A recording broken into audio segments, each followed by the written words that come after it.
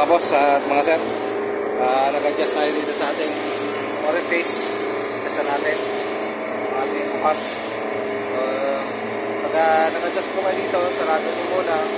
Then saka kayo mag-adjust. So, ang bukas ngayon nito ay 1.5. So, bukas ang ating orifice ng single stage. So, tingnan natin ano ba yung development. So, yung ating discharge ay okay naman. Balik na sa normal yung ating discharge. So, may counting na naman. So, yung ating side glass ay okay naman. Medyo may coating. Ano? Okay, so dito sa ating compressor. Ayan. Medyo nalulusaw na yung ating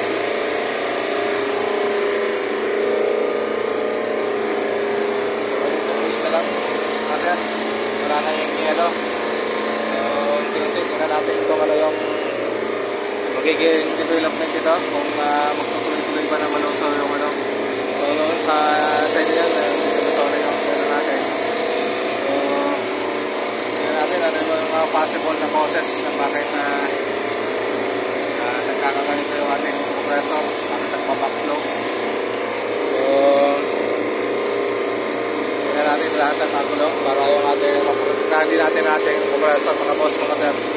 Kasi pag di natin agapan, sigurado po yung ating compressor ay makakatukan tayo ng compressor natin. At mahal po ang isang compressor, lalo sa ganitong 30 horsepower po, almost mga $500,000 na po yung halaga ng ganitong compressor. So yung pinakamura, almost mga 300 to 400,000 bawat isang compressor. So yun yung pinakamura. So yun yung mga galing China na compressor, mas mura po. Pero yung mga original na feature, nagkakalaga po ng 400 hanggang kalahating milyon ang isang compressor. So dito mabigat sa bulsa isang compressor. So yan po mga boss, in-update ko lang kayo doon sa ating ginawang adjustment. Muna yung ginawa natin. So tingnan natin pa yung iba pang mga option na pwede natin gawin. So kita nyo may counting liquid pa doon sa ating tingnan natin dito sa bawasan natin.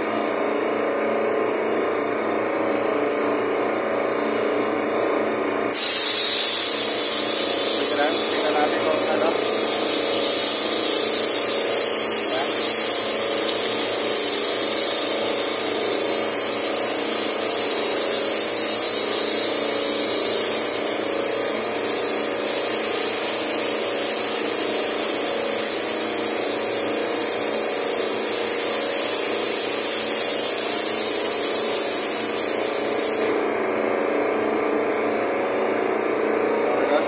bawas tayo kaunti ang ating refrigerant, mga boss, mga sir.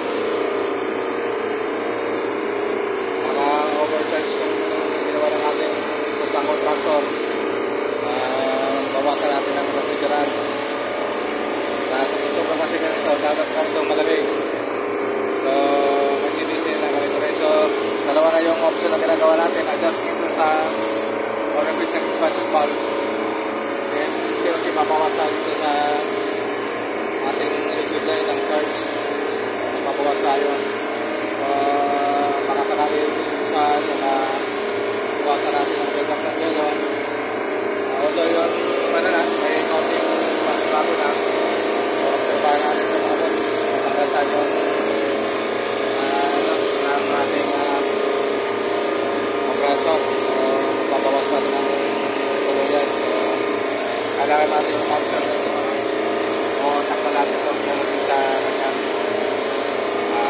kalit-kalit. Doon dito sa ilalim na inusaw na sa pinaka-point.